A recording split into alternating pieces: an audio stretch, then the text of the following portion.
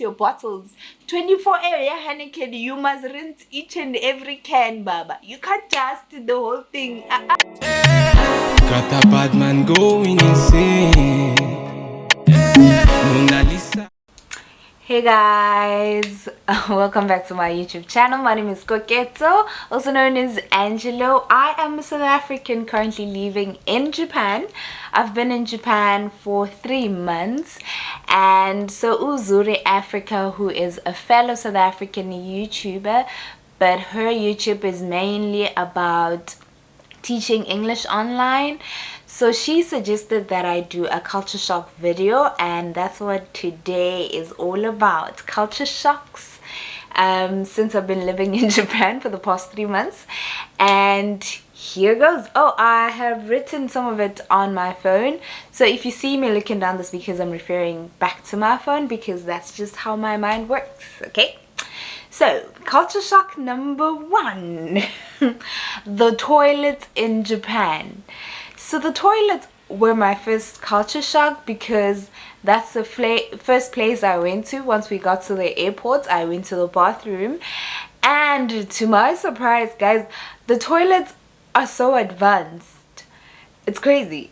Like, it has a seated a warm seat, it has a heated seat, toilet seat, and there are various buttons for a whole lot of stuff. I still don't know what some things are for, but what I do know is there is a button for sound, so you press on that button, or sometimes it can even what's this, it can even sense your movement as you sit on the toilet seat, and then it starts making the sound so that the next person cannot hear what you are busy with or doing in the toilet, which is quite convenient. It's not that loud, but I guess it does help. And there's like a bidet, is it a bidet or bidet? Bidet, where this thing pops out from the toilet, and then there's water spraying you into if you don't want to wipe, or like if you eat a lot of hot food or whatever. So there are like a whole bunch of options for you on the toilet. And the good thing is, that's not only the toilet at like proper posh places, like everywhere.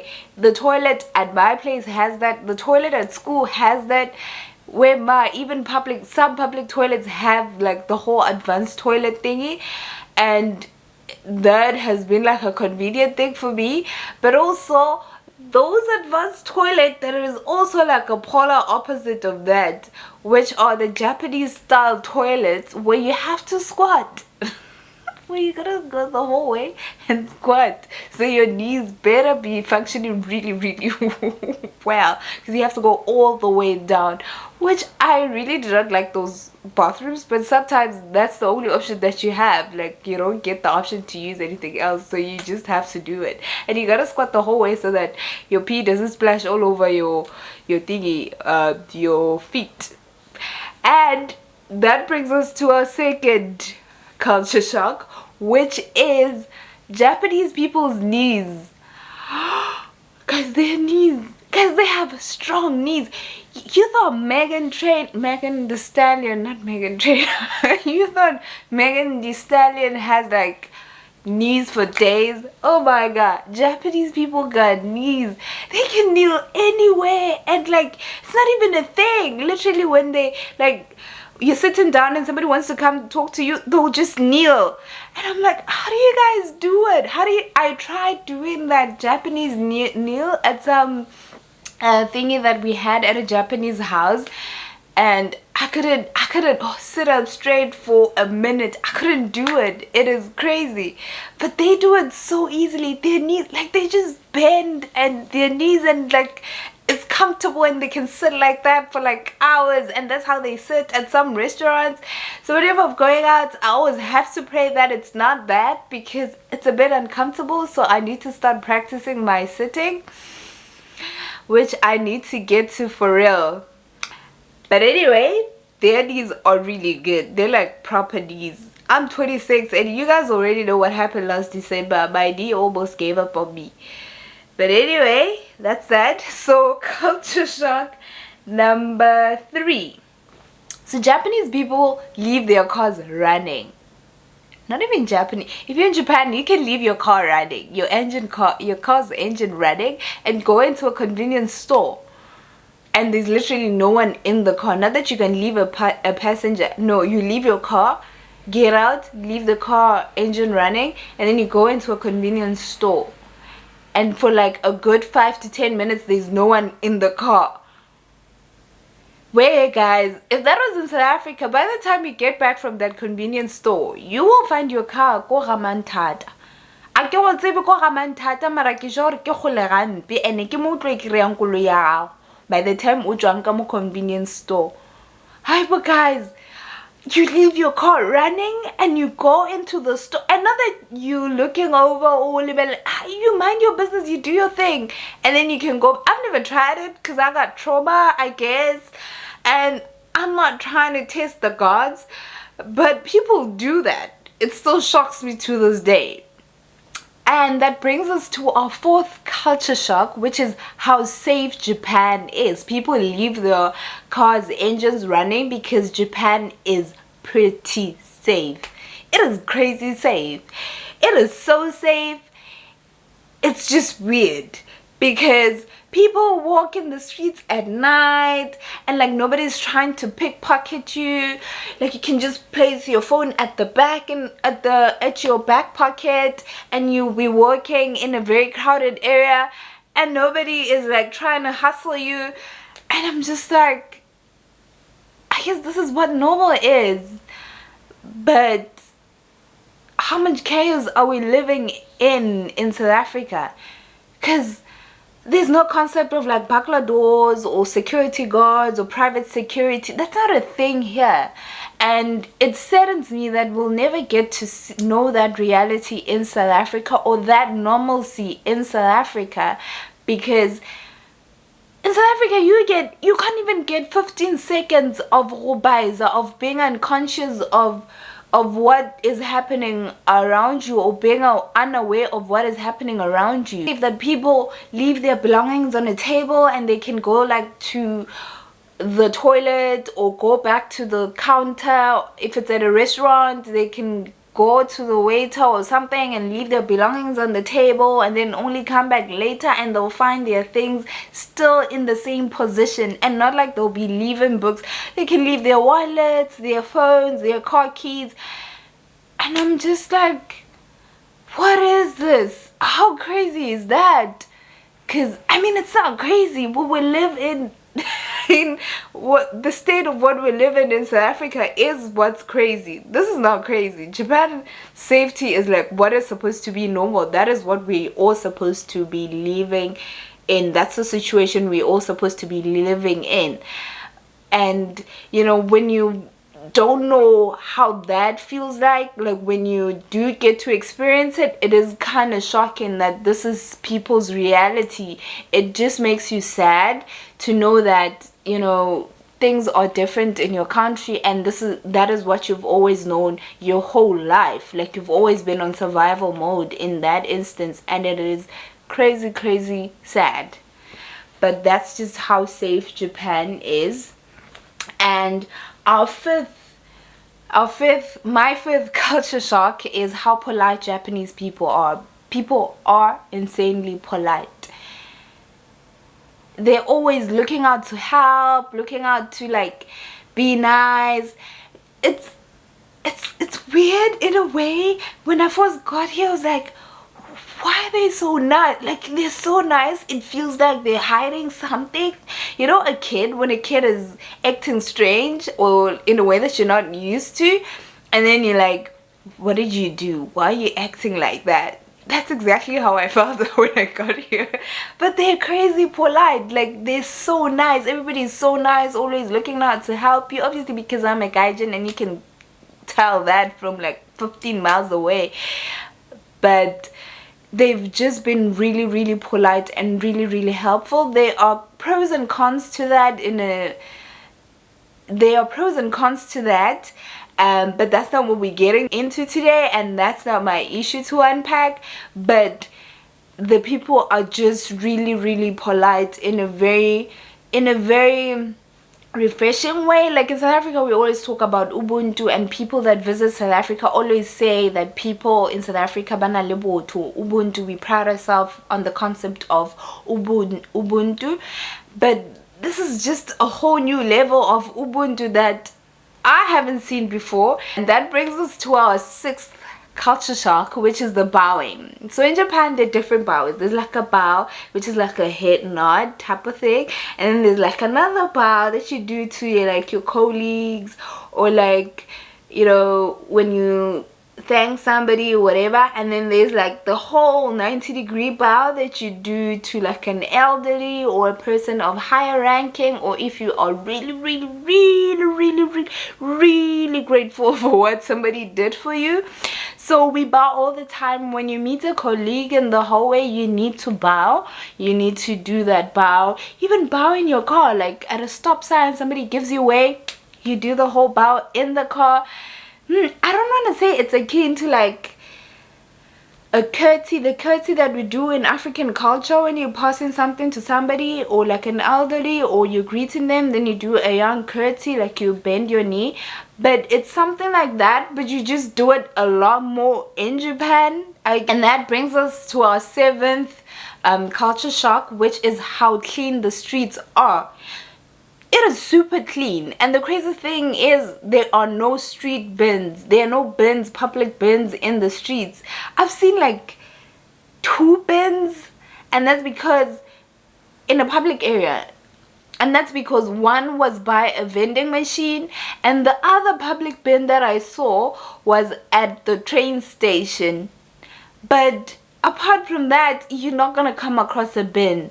But the streets are clean. There's no littering. There's no concept of I'm littering because I'm creating job creation, or because I don't want people to run out of things to do at their job because they pick up litter or clean the streets. Nope. Everybody takes their trash home. Everybody packs up. Like I went to a braai the other day, and at the end of the braai, we all had to take our trash home. And not only do you have to just take your trash home, you have to separate your trash. So cans one way, clear glasses the other way, and like green bottles and brown bottles and tins and PPT plastic bottles. Like it's the whole thing. Like recycling is taken very seriously, so much so that on your garbage bag you have to write your unit number. Where I live, you have to write your unit number, and if anything is wrong with your trash, they're gonna keep it there or either bring it back to your place, and you're gonna have to sort it. So it is just better you do it right the first time and you just get it over and done with. And that's how serious the recycling is in Japan. And the crazy thing is that there are rice fields where I live, because I'm in the countryside. So there are rice fields which are fed by open canals, and those canals are also pretty clean, so much so that sometimes you can see like shells in there, snails in there, or like turtles in there. And this is in a residential area, and there is no litter that is being blown by the wind into those rice fields. So it's crazy how Japanese people follow rules. Like it's interesting how a whole lot of Japanese people would follow rules. Like everybody kind of is following the rules. Which brings us to our seventh culture shock, which is how in Japan there is a group mentality. So there is an awareness that you exist as a part of a group. You know, you are part of a community, you are part of the Japanese people, you are part of, you know, the human race, whatever. So everything that you do, you need to avoid disturbing your neighbor. You need to avoid doing things for yourself, or you need to avoid standing out or being the odd one out. So everybody kind of keeps to a homogeneous and like a society where you are aware of your neighbors, you don't make noise, you don't talk loud, you don't speak on your phone on the train, you don't, you know, there's that sort of unspoken rule that don't disturb your neighbor. Which also brings me to question the the thing about how Japan is a homogeneous it's a homogeneous society, and South Africa, it's not really a homogeneous society in terms of tribes and cultures.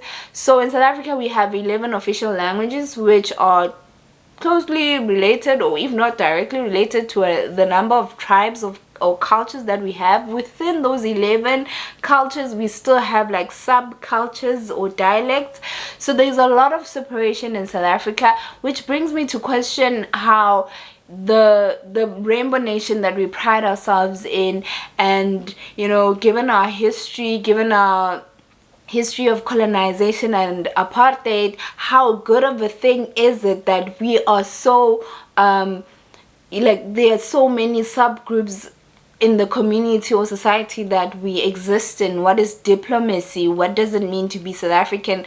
And do away with the whole ke Mopedi, ke ing, or what does it mean to ke Mopedi and ke Mo South Africa? Like, which one comes above the next, or whatever, things like that. Like, how much damage did that do? As much as we pride ourselves in that today, but obviously when those systems were created, or those separations were created, it was not for that. It was malicious, and today we are able to pride ourselves in those. But how good of a thing is it that we pride ourselves in such things? And it leads us to things like tribalism. It leads us to believing things like Venda people are not South African, or Tsonga people versus Shangan, and all these issues that keep coming up, especially on social media, especially in places like Varsity, where all these different cultures tend to come together. But anyway, that is another thing to unpack away from this video. Sorry, I am sweating because the fan and the air conditioner are off, because I did a video with them with the aircon on and the sound was just awful. So I had to switch them off.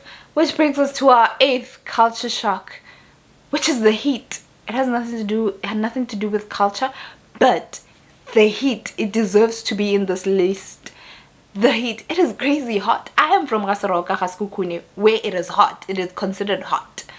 But I don't think it's this hot. I don't even think Venda or the Northern Cape, whichever one is the hottest place in South Africa, both of them actually are not this hot. I don't think so. It is hot. It is humid. There's literally aircon or a fan always running in my room, and whenever I leave my room to go maybe in the kitchen and I open the door, I'm always like, what is this? There is just this wave of heat. Like, it's hot, it's humid. I don't know if this is a pre-run for hell, or if this is a global warming thing. Oh, it's always been this hot.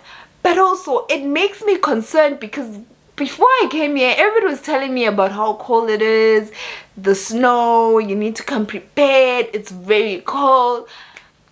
But now no one was telling me about the heat. So now I'm concerned about the coldness that they were telling me about, because if it's this hot and nobody was saying anything, how cold is it? Like, what did I get myself into? But damn, this place is really hot. Like, I don't even sweat at home, but I'm always sweating buckets here. Anyway, that brings us to our 9th culture shock. How quiet it is in Japan. Like I said, Kitsoras Kukuni, right? And it is kind of quiet because it's in the villages. But there's the occasional like cow, or the occasional donkey clock thingy, or the occasional kids making noise, or like somebody brings out their speaker and they put it on their front yard and they just blast music for the whole village. More, it is quiet. It is insanely quiet. It's like a serenity community. Like, good, like, it's quiet, man. I feel like I'm the only one who's making noise. Literally with this video, I feel like I'm making so much noise for my neighbors, because my landlord even told me, Uguti, I must watch Netflix using earphones because I shouldn't be making noise for people next door. For real. it is so quiet. Even when the kids are going to school, like, you'd expect them to be talking about what happened yesterday and, like, you know, quiet. Like, you literally have to keep opening up the door. Like, if you stay 2 days inside, you have to keep checking about, does not the apocalypse not happen? Like, where's everyone? Am I still with humans, living people out here? This is really, really quiet. Like, it's super quiet. And for me, it's strange because kids were TEF, right? My parents are from Gaskukuni, Kibekidula TEF, Kukuleti TEF.